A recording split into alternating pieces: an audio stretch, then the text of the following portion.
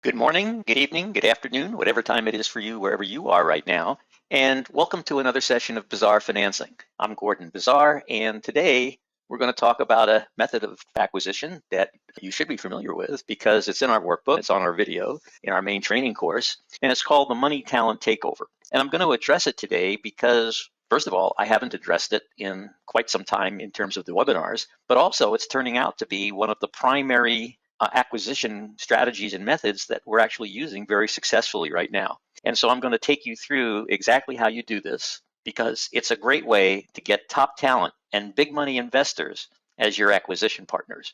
And so that's basically what we're going to be covering today. I know you're going to have some questions, so type them into that question box on the right side panel, and we'll address them before the end of the session. And if we don't, just make sure that you send me an email to questions@bizarrefinancing.com. And I am pretty good about answering most of those email questions. So today we're going to talk about Money Talent Takeover, how to get top talent and big money investors as your acquisition partners in any industry. And hopefully you're going to find this very exciting because it literally makes it limitless, the size of the project that you can take over or take on. Now, the more experience you have in a business or a field, the easier it's going to be. But it can be done with somebody who has moderate experience or great experience. It doesn't matter. You really just need to focus on what I'm going to cover here today and make sure this area that I'm going to cover today is the expertise that you develop. We have a number of money talent takeovers in progress right now. One of them is in the agribusiness, one of them is in transportation, one of them is in healthcare, and one of them is in multifamily residential real estate. And I don't know if you can read this real well, but I have a lot of information to put here, so I'll cover it with you, but hopefully you can read it as well. But basically, the one we're doing in agribusiness is taking and merging two companies where there's a much larger company whose owner is retiring and will phase out, while the younger PIBA member owner of the smaller business will take command of a substantially larger business. And his two companies, the smaller one that he has now and this larger one, will then go on, once we've completed this, to form an acquisition platform to do substantial roll-ups in the agribusiness arena, doing both vertical and horizontal acquisitions to build a very substantial agribusiness company that his goal is to take public. This strategy that we're going to cover today, this methodology that we're going to cover today, is what's enabling him to accomplish this as we speak. Okay, these transactions here are all in progress, all doing incredibly well. The second one is in the transportation area, and that's being done by a PIBA member who is passionate about the jet charter business. He found a top jet charter executive who's a CEO of one of the major jet charter companies out there to partner with, and who PIBA, through us, has connected with a very wealthy investor who also shares a passion for the jet travel business, or jet travel in particular. In fact, he was contemplating buying a Gulfstream G6 or whatever that number one is. They've only just come out with the 700, so it's up until now, it's been their very top line model. He had been contemplating acquiring one of those himself, and what he came to realize is that he could, for less money, end up owning a jet charter company and as part of our team here, and have any jet he wants to fly in at any time he wants it. And it will actually be less of an investment for him than what it would cost him to buy a single jet. So that was pretty exciting to him, and he got really behind this project. We're going to explain as we go on how we're doing all this stuff. The third area is healthcare, and here again, a PIBA member passionate about transforming healthcare to become more compassionate, facilitating a more caring and empathetic environment for patients, has built an acquisition team of former CEOs of the very top medical hospitals in the country to acquire hospitals, nursing homes, senior assisted living facilities, home health care providers. And what they all have in common is they're all designed to deal with the problem of boomers as they're aging. And as they move from one of these to the other, they usually come into senior assisted living first, then they can end up they come into either senior assisted living first, or they end up with health care at home, where this companies provide nursing and all of that right at a person's home. But then eventually they end up in nursing homes, or they'll end up in the hospital. All of these things have an increasing growth pattern right now because of the boomers, and it's just a great field. He's very passionate about it, and he's put all of these pieces together that I'm going to pull together for you today during the webinar. And then the last one here is the multifamily residential real estate, where here again we have a pivot member who in the last 8 years has amassed ownership of $1 billion in multifamily residential real estate. He's got all these apartments all over the country that he owns. He's pulled together all the investors that have backed him in the process, and he's now sponsoring such acquisitions for the benefit of other Bizarre Financing Pro members. So this is something that if you have an interest in property, you might want to pay attention to, because there's some great opportunities here as well. And it's built by the fact that the hardest thing to do when you do these multifamily residential acquisitions of these properties is, of course, getting your first loans, right? Getting your first investors, right? Getting your first deals, because you don't have any experience and you may not have enough money. But when you have a sponsor, they take care of all that. And it's a way to break into the field, get your reputation established, get your credentials, and then quickly position yourself to do these on your own. But without a sponsor who's already been successful in that field, very hard to do this. So we created a kind of a double win here. One is for the pivot member, who will be part of some deals that will be brought to him that he wouldn't have had otherwise. Not that he needs that, by the way. He's doing very well without this, but there's some benefit to him. But the main benefit is that other people who aspire to do this will have a point of entry as a way to get this done. Anyway, this is what we're working on right now, and they all have a feature of this money talent takeover strategy as part of the process. And so what I'm going to do here is go through basically what they all have in common. So the first question I would ask you is, what is all these companies that I just mentioned, what do they have in common? And from my descriptions, it may not be obvious, so I'm going to point them out. What they have in common is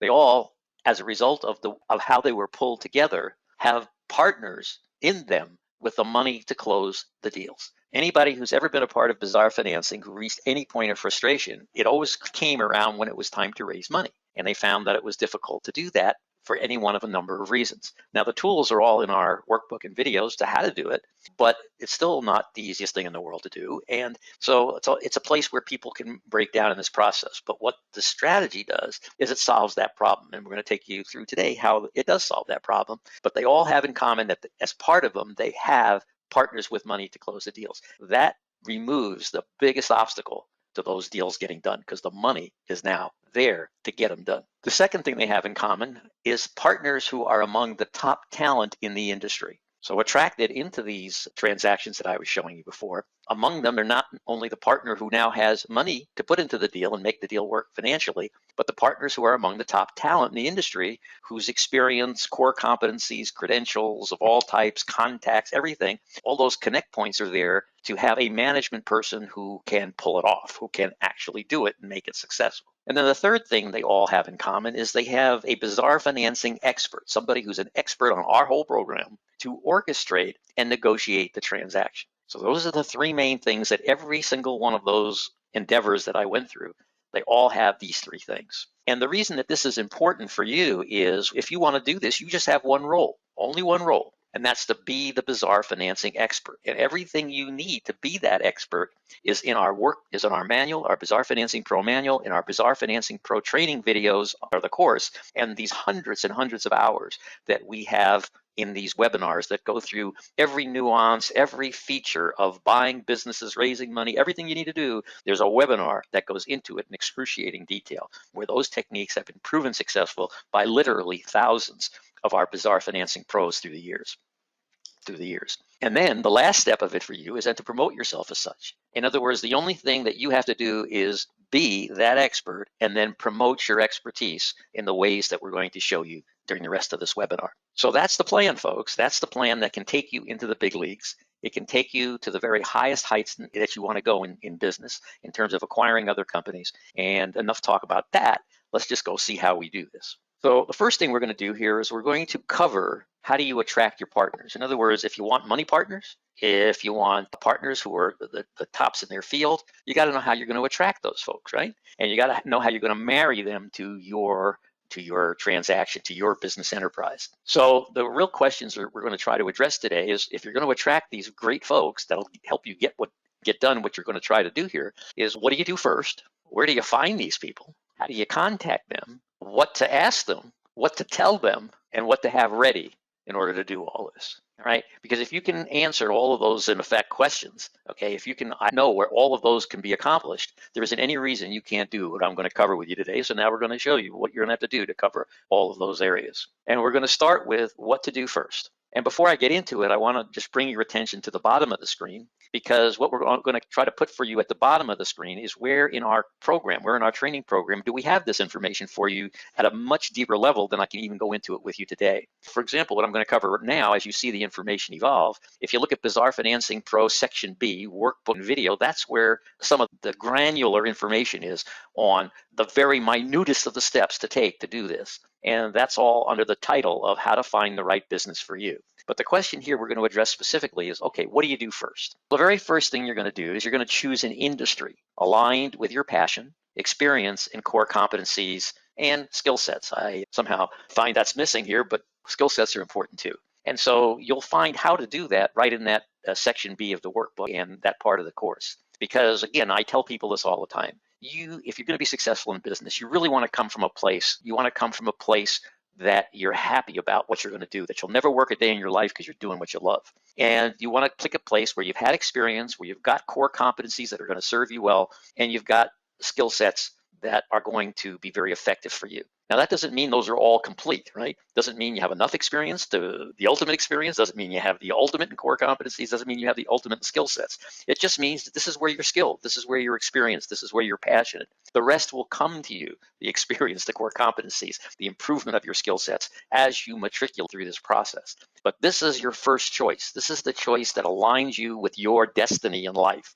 This is the thing that makes it so that your life is a wonderful place to be, because you're in exactly the right place for who you are. It's what you were born to do. Just think of it like that. Because if you can find that place, just think of how far ahead you are in life versus living day to day, not having a sense of purpose, not even knowing why you're on the planet. Okay, so getting in touch with that is really important. The question then becomes, okay, once you know the business that you're going to go into and you know what it is that you're going to do, then where to find them? We're talking to your partners now.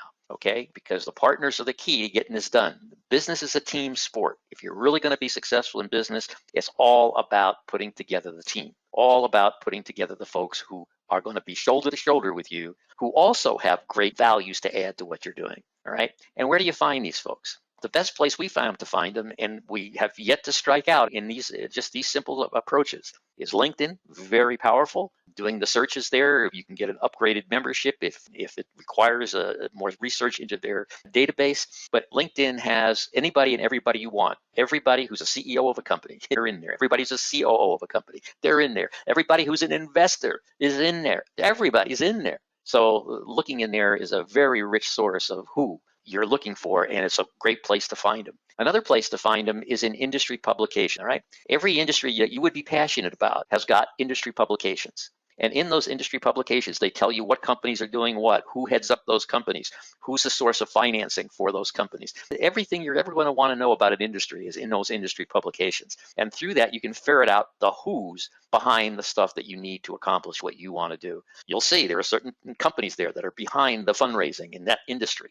You'll find that there's certain people who time after time are the people who finance certain types of transactions. In those industry publications, you will see the companies that are leading the way. You'll see the thought leaders who the industry follows. You'll see the people who operate and run these companies, and especially the ones that are doing really well. And so that's your source of data for where to find these people. That's where they're at. Okay, they're also on websites that are the same industry-related websites. There's as you get deeper and deeper into an industry, you start to learn, where are all these people hiding? How do you find them? They're all there, and this is where you start. And the next item here is anywhere you can find information about the industry and its leaders, okay? So anywhere that you can find it, as you start to know an industry really well, you can find it. For example, we have one of our members who's really interested in cars, right? Really interested in cars, wants to own automobile dealerships, really likes exotic cars. He found that not only could he find people in LinkedIn that were in the automotive industry, not only could he find it in industry publications and on websites, but he joined a Ferrari club, then he joined a Porsche club, then he joined a Mercedes-Benz club, then he joined a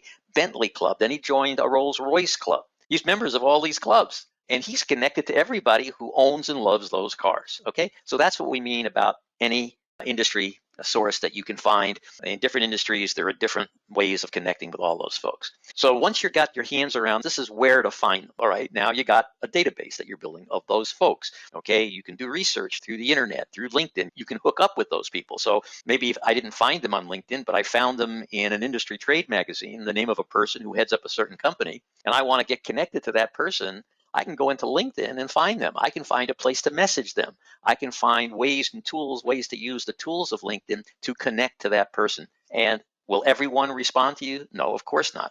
But they will be more likely to respond to you if you have the right message for them. And we're going to talk about that in a minute. But right now, this is just where to find them. Okay? So now you know where they're hiding. You know how to dig them out.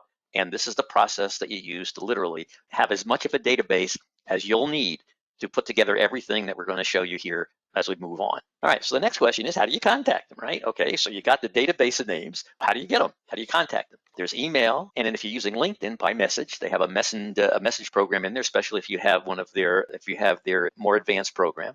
That's the way that you're going to connect them, and research will produce for you those things. For example, let's say I want to contact a COO of a certain company. A lot of times I can go on their website and I can see their individual email account on there. They have the who's who of the company, right? The team. So you go on their website, you find out who the CEO is. If that's the kind of person you're looking for, you can find them that way, okay? So now you've got their email, okay? You can go through LinkedIn, find out, get connected through their message service. In other words, there's a way to contact these folks.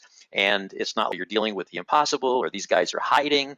Nobody hides today. You can't hide today anymore. And then here's what you're going to do. Because remember, you got two groups that you're seeking out. One is investors for your project, for your acquisition project, and the other is the talent, okay? And this is the key. This is a big key right here, okay? Because the investors, you're going to promise them something that they crave, okay? Because if you're an investor and you're going to invest money in a business, who do you want to invest in? You want to invest in top talent. Because you know if this is the top talent in the field, they're the guys who have the track record of success. They're the folks who, if you invest in them, they're the management. They're the ones who can take this to the moon for you, okay? So they're the folks you want to invest in. So from the standpoint of those folks who we sought out who are investors, we're going to write to those investors and we're going to tell them that we have the top talent poised for a takeover of a high-profile company and you are looking for big money investor partners. But with the research you've already done, you're going to know that person that you wrote that to is somebody who invests in that industry, okay? You're going to find that out where? From those industry publications. You're going to find it out from LinkedIn, their backgrounds, what their specialties are. The very big profiles on a lot of these people in LinkedIn. You can also, by the way, go into Facebook. A lot of these folks are on Facebook. They have their backgrounds and their profiles. All that stuff is on there. You're all a product of this information age, so you probably know this as well as I do, what resources are available out there to do these things. So anyway, you write the investor, right? And you're going to tell them about the top talent. And then you're going to write that top talent and you're going to tell them that you have big money investors poised for a takeover of a high profile company in that field that they like, that they're talented in, and you are looking for the top talent partners. Now, every single one of those examples that I gave you in the beginning, some version of this took place, okay? Let me give you an example. In the case of the healthcare company, our PIPA member researched the people who were recently retired CEOs of major healthcare and medical companies. And when you do that, anytime a member or a person who's the CEO or a COO of a big company like that, anytime they retire, the company makes a big deal out of that. They don't just obscurely retire, okay? They're in publications in the industry. Someone's CEO of this massive healthcare company just retired. And they may have a note about his replacement, but the point is it's a big story, okay? So now you know who they are. You go look them up on LinkedIn, okay? Or you research LinkedIn and you put in there as part of your search, recently retired COOs, CEOs, healthcare companies, hospitals, whatever it is you're looking for, right? So you're going to get these people popping up. And guess what? That retired person who just ran this $4 billion company, all of a sudden they got nothing to do. And you'd be amazed at the number of these people who can't wait to get back in the game, but not have the day-to-day pressures that they used to have, where their information and knowledge is going to be respected, okay, and their expertise is respected. They're available. You can talk to them. We do this all day long in different industries. They're there, and they're happy to become part of what you're doing. And they're not looking for big money right now either. They're happy to be a part of it, have an equity piece in it, and have a relatively short path to compensation, meaning here's what we're going to do. And then once we get here, guys, here's how we're going to compensate you. Okay, and we compensate you with the first acquisition. And where you're going to get the money? Right out of that acquisition. So don't worry about it. It's going to come from the process. It's all in the process. All right, so we're going to write to investors. We're going to promise them the top talent, and that's how we attract the big money. And then we're going to write to the top talent. We're going to promise them the big investors, and that's how we're going to get the top talent involved, because at the end of the day, they want to be part of something that's going to be successful. And if you got big money behind it, they're going to want to be in. And they'll tolerate a lot of sacrifice on the front end in order to be part of the big picture, which they can afford to do because their retirement accounts are already paying their bills. You don't have to worry about that. They're not in need of cash right now. What they want is an opportunity for another big win, an opportunity to be relevant, an opportunity to participate in something that's going to be fun for them because they're going to be dealing with other big guys. Now, we didn't invent this strategy, by the way. And one of the places that I became aware of when I was a teenager, where this strategy was used and very efficiently, was, and I don't remember the exact talent, so if I misstate this, I apologize, but it was done in the movie industry, where a promoter who was putting together a major feature film wanted to get a certain actor, and he wanted to get another actress. And the two of them were, if he could get them on the same screen at the same time, he knew that the picture was going to be a smashing success. And these were actors who were the stars of Hollywood. They were the folks. And it was somebody like a Clark Gable and one of the top female actresses. And he also knew that these two people actually did want to work together. But what he did was he called the female actress and he says, look, I got Clark Gable. He's going to do the picture and he wants you to be here and be part of it. We want you to sign on to do this picture. Then he called Clark Gable and he says, we've got so-and-so signed on, the female actress, and she wants to work with you. And what we want you to do is to sign on to this picture so that the two of you can be together, and then went on with the benefits of all of that. He didn't have either of their signatures, right? He started the whole thing. They didn't necessarily initiate this thing to work with each other. But what he did is he knew who he had to promise what to and who he had to promise the reverse to in order to bring the two elements that he needed together. And here's the same thing. Okay, money follows, talent follows money. Who do the big money people want to invest in? Top talent. Who does the top talent want to work with? People with big money, because the two of them are what empower each other. And once you understand that concept, then you become the promoter of those two elements to bring them together. Now, it's not a tough thinking process. I think you should be able to see it really clearly, but that's at the heart of the method of the strategy. And so the question is, who are these people? How do you find them? What do you have to say to them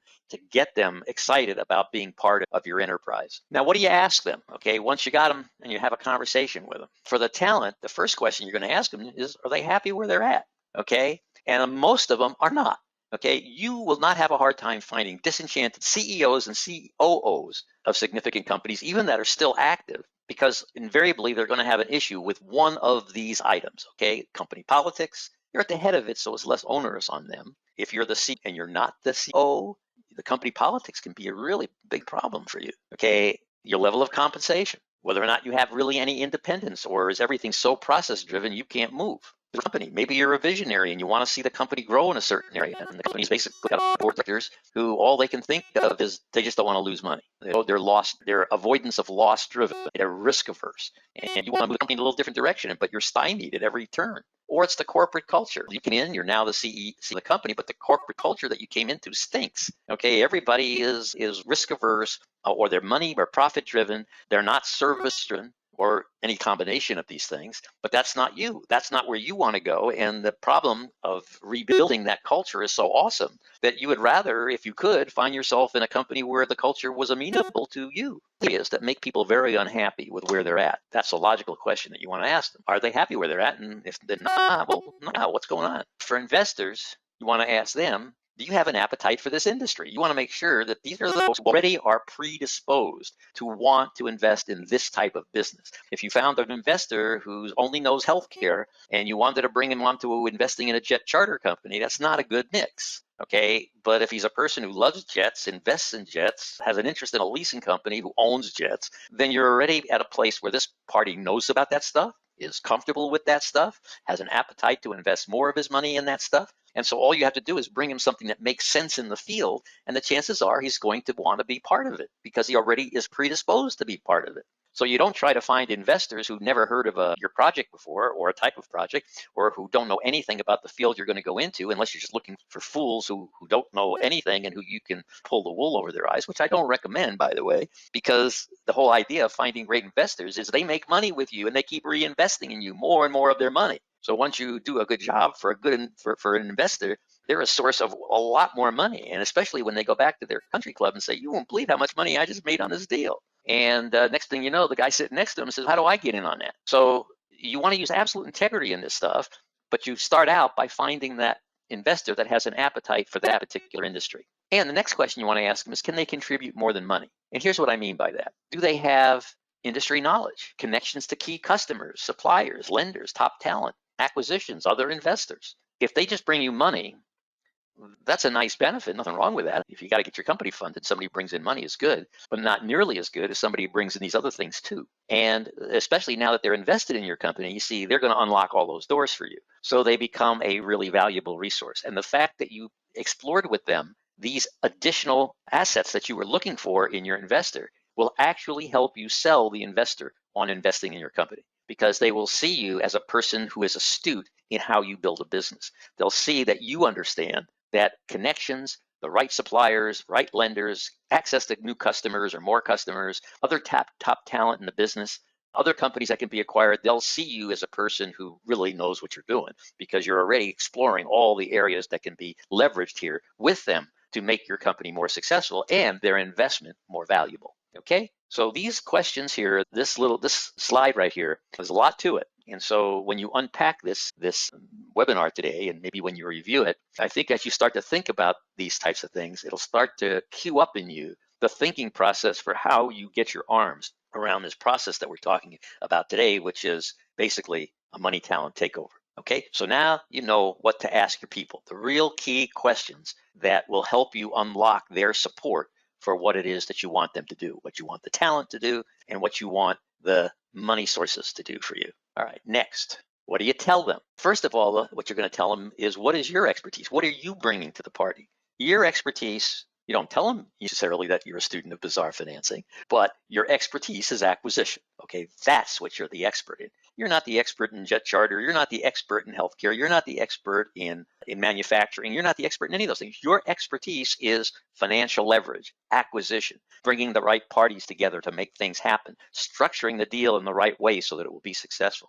Those are the kind of expertises you bring in. And then the next thing that you're going to tell them is, you're going to promise the talent the money, and the money the talent. That's what you're going to do. You're going to show each of them how the other party is going to enrich their role in this by the fact that the money wants to invest in the talent and the talent wants to work with financing and money. And your job is to bring them together. Okay, you're going to sell them your plan. Now that means you got to have a plan, right? Okay, so if you're going into one of these fields, you know that money is not going to be a problem for you, because you're going to go about it in a way that's going to be guaranteed to raise money. And you're going to have the top talent running the company. So the company is going to be successful. Now the question is, what's your plan to bring them together, and what is your plan for the growth of the company? So that when you plug your talent in, they know where you want to go, and now they're a part of how do you make it happen. And then when you bring your money in, they know where you want to go. They're comfortable with the talent. They're comfortable with the plan, and they want to back you. Okay? So those are the essential elements that have to come together. So that means, what do you have to have ready to do this? Okay, so you can't just decide, okay, tomorrow I'm going to do a money talent takeover. You can decide that tomorrow, but you can't do it tomorrow. So what do you need to do it? You need to get ready some certain things, some things, so that you can fully execute the basic strategy that I'm explaining to you here today. So that means you got to have a plan, and your plan should be a well thought through, very short, I'm talking 2 to 3 pages summary, which includes the target company or industry. So if you're going after a specific company, what is that company? Okay, and what's the plan to acquire it? If you're going into an industry, what's your plan for that, for acquisitions, and how you're going to grow the business by acquisition in that industry? Explain your strategy, the structure that you're going to use to do it. We're going to form a company and a corporation, and it's going to have these parties in it, and they're going to be partners, and the investors are going to own so much, and top talent's going to own so much. So you're going to have the whole structure laid out, and you're going to show each person how they win. Okay, if you put up your money, here's the company we're going to acquire, here's what they look like financially. And when you put up your money, because we're going to leverage your equity to borrow X amount of dollars at this interest rate, because we're leveraging that money and against these earnings that the company's achieving or that we're projecting, then when you put your investment in, we're going to give you a return on your investment of, and I'm making this number up, 20% compound annual growth. Okay, so every year for the next 3 to 5 years, because after that we're going to sell or go public, and not everybody's going to get out. So for the next 3 to 5 years, you're going to earn money at a compound annual growth rate of 25% on your money. So now you're showing everybody where they're going to win, okay? The executives or the team of top talent, how are they going to win? They're going to have money to back their deal. And remember all those things that we said about them, the corporate politics, all the reasons that they weren't happy. They get to solve all those problems of the reason they weren't happy. They get to come here with a lot of money behind them. They have their independent, they have this, whatever it was that their need to make them happy, they're going to get that. You're going to show them how they're going to get that. And then you're going to show how the money people are going to win because the top talent can deliver this plan that you've got here, okay? Now, where are you getting all your credibility from to do this, okay? Where are you getting all your credibility? Because I know what you're thinking. Gee, if I do this, I don't have any credibility with these people. Why are they going to do this with me? Because you don't matter, and you don't matter in the best possible way. You matter as an individual. You matter as a person. You matter because you're going to be successful. But you don't matter as the source of your own credibility, because your credibility is established by the strategy. You never sell yourself, really. What you're selling to the money people is the top talent. They have that credibility. So if I'm the money guy and I see you're bringing in this top talent, that gives you credibility because you're bringing in credibility. If you're the top talent and you're bringing in these incredible big investor money people, it's not your credibility anymore. It's the credibility of the money. If the money's showing up, that imparts to you credibility. So you're borrowing the talent's credibility to attract the money, and you're borrowing the money's credibility to attract the talent. And I'm not saying you don't matter. I'm just saying your credibility coming into this doesn't matter, because the way in which you're going to pull this off is you're going to leverage the other party's credibility to accomplish the mission. Okay, so hopefully you get that, okay? What else do you have to have ready? You got to have your tools ready. Okay, what tools are we talking about? You got the relevant Bizarre Financing downloadable templates of documents. Every type of document you need to do this is in our library of documents. You need the Excel worksheets that are the kind of the pro forma, the doable deal analyzer, and the business price calculator. So you got all these tools that we have available for you to just download. You've got to go through the various workbook sections, which again give you all kinds of diagrams and explanations of what different things have to be done. They're all in the training videos. So you've got all these tools. Okay, so you want to go through the Bizarre Financing material, identify all the tools that you're going to need to help you do this, from instructions to the actual spreadsheets that do it, to the sample and template agreements, and you pull them all out, right? You identify them well in advance. This is what I need to get this done. Okay, so now you got your plan, you got your tools, you know exactly how you're going to be able to demonstrate all of this to everybody. So if I want to demonstrate to the investor what the return he's going to make, right? I want to do it with a pro forma. I want to do it with one of our Excel spreadsheet pro formas where I plug all the numbers of the company I want to go acquire in there.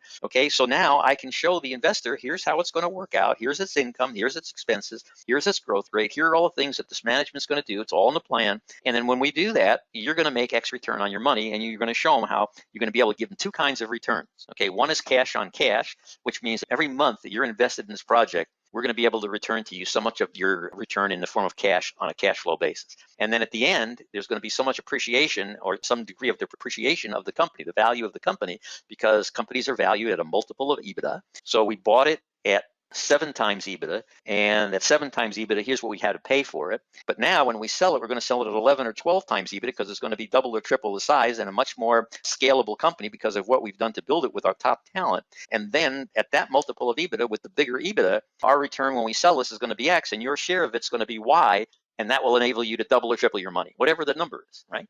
Everything is demonstrated through your tools. All right, so you're not just pulling numbers from the sky. You're not just blathering with stuff that makes no sense. It's all rooted in math and the tools that we have for you. So that's basically how you do it, right, with the tools. Okay, now the next thing you have to have ready is your self-confidence. You got to believe in yourself. You got to believe you can do this. And the only way I know to do it for a first time is to make sure your plan is solid and your tools are solid, and that you've recruited the right people. And as you start getting people saying yes to you, as you start getting top talent taking you seriously and realizing, gee, this is a company that really can work for me. Okay, it's a great company that he wants to target, or she wants to target. He's got investors, because you told them you've got investors, and they know their capability. They know if their capability was combined with the money in that company, they can pull this off. So their self-confidence is going to be pretty good. And the same thing with the investors. So as you start to get these people saying yes to you, you're going to find your self-confidence builds pretty quickly, and that you start to realize, yes, I really can do this. Now, to get to that place, it means it's a little scary, I know, because you got to start, right? And starting is always the hard part. If you go through that part of the workbook in section A1 through A3, we talk about how to build up your self-confidence to give you the launch pad to do this. And then with a little bit of success, as you start to achieve it, you'll find the rest of your confidence just fills right in. So Bazaar Financing Pro sections A1 through A3, the psychology of business success, think of that as part of your tools. It's part of how you're going to build up your own self-confidence to be able to do this. And then the next item is your cosmic bond building ability. And now you've heard me talk about that a bazillion times in Bazaar Financing. All these transactions that I've ever shared with you, yeah, there's a financial component. Yeah, there's a business component. Yeah, there's a structural component. But at the end of the day, it's two people talking to each other and one convincing another to do something. And your ability to do that is based on the cosmic bond that you build with them. And so people do business with people they like, trust, and respect. And so your job in putting this together is to take all these people you're going to connect with and to build cosmic bond with them, to bring them to where you and they like each other, trust each other, and respect each other. All those things are mutual. You will never get a person to like you, trust you, and respect you if you don't like, truly trust, and truly respect them. All right. So those are essential elements. Your top talent has to feel you absolutely trust and respect them. Your money people have to feel like you absolutely trust and respect them. And then if they don't like you, if they think that you're an incredible bore, they still won't do it even if they trust and respect you. So you've got to form some type of connection where you have the opportunity to genuinely like each other. Doesn't mean you have to love each other, but it means you do have to like each other. You have to feel very comfortable with the communications you have with that person. So that building your cosmic bond is one of the essential things that you have to have ready. Your ability to do that cosmic bond building is very important to this. One of the maxims of business that I want you to remember in this process: business is not about numbers and all that stuff. Yeah, it is sort of, but it's really about people. Okay, that's why the psychology of business success is so important, because people have what you want. Anything you'd ever want in life, somebody's already has that. People have what you want, and they will give it to you if you give them what they want. Okay, it's not a hard thing to understand. It's the whole basis of mutual exchange. It's the whole basis by which people share or give things to other people or exchange things with other people. It's all based on people have what you want, and they will give it to you if you give them what they want. I'd like to take a moment here and explain why this works. Why does this work? Here's the reason it works. Most people believe that they can succeed if they have the right partners. Okay? So everybody in your context here is going to look at the people around them and they're going to believe they have the right partners. The talent believes that they can succeed if they have the money behind them. That's what talent believes. The investors may already know about your top talent and believe management talent with track record will triumph. Okay, that's what investors believe. They believe that. You don't have to convince them of that. They already believe that. You create your credibility by leveraging the credibility of your top talent and big money investors. Everybody is going to eventually be around this table looking at each other as potential partners in this deal, and they're all going to want each other. Why? Because the investors want the top talent want the investors. And the credibility is built by the assembly of this particular group. Neither the investor nor the talent is an expert in Bazaar financing, nor are they in a position to organize the process. So what you're bringing to the party is the ability to organize this process. You're the instigator of all this. They wouldn't be sitting around this table if it wasn't for you. They wouldn't be even considering being around this table for you if you hadn't convinced them with your plan that you know what you're doing and that you can take this to the promised land. And they all know they can play their part. And the fact that you brought them to the table, they impute you can do your part too. Virtually all people respond positively to an opportunity in a field which they have an interest and expertise. All right? You don't have to sell anybody on the field, because if you've selected the people right, they already have a propensity to do what you're asking them to do. They just want to see you have a better mousetrap. But you don't have to convince them that they want or need this mousetrap. It's just that yours is better. Here's why. And it gives them something they didn't have before. That's why. But you don't have to sell them on this particular industry or company. Everyone is harmonized on the same frequency, and their interest will grow as they learn more about each other and the specific target.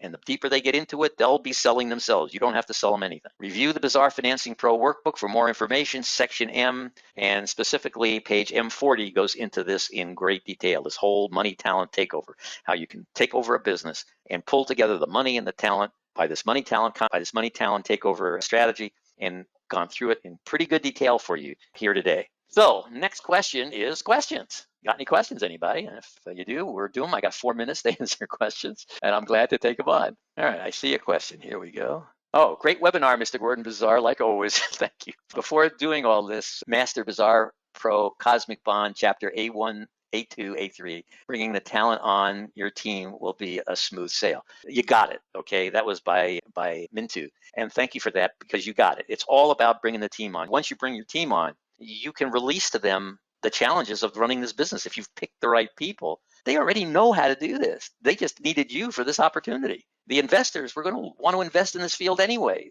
but by bringing them to this top talent, you just created this great opportunity for them. And if your goal was to micromanage this business after you brought this team together, you should not do this. Okay, you should not do this, because your goal is not to micromanage anything. You already brought on the talent. They're the guys and gals that are going to do this. You've already brought on the money. They're the ones who are going to bring the financing behind it.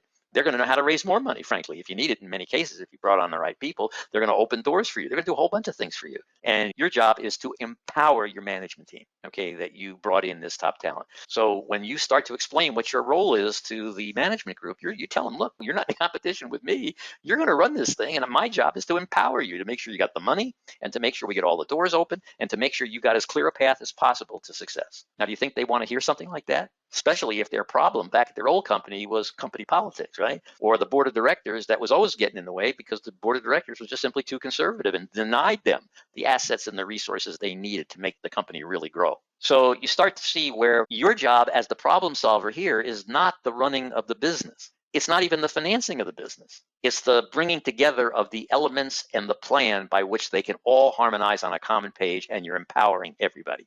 That's what you do. Okay. Any more questions here? I've got this question box up. Nope, no more questions. Oh, okay. Hopefully, no, in fact, that wasn't even a question. I answered a question that wasn't a question. That's pretty good. All right. So anyway, so if that's the case, then thank you all for your enthusiastic presence here today. And hopefully that you enjoyed this. Hopefully you'll find a way to engage in a money talent takeover. It's a great strategy. And once you put it together, you realize you can come from nowhere and go to the very top of the pile, the very apex of the pyramid. If you do this right, you can do it from wherever you are right now, and you can take control of a very substantial company by bringing together these elements. So again, thank you for being here, and looking forward to seeing you again on the next one of these.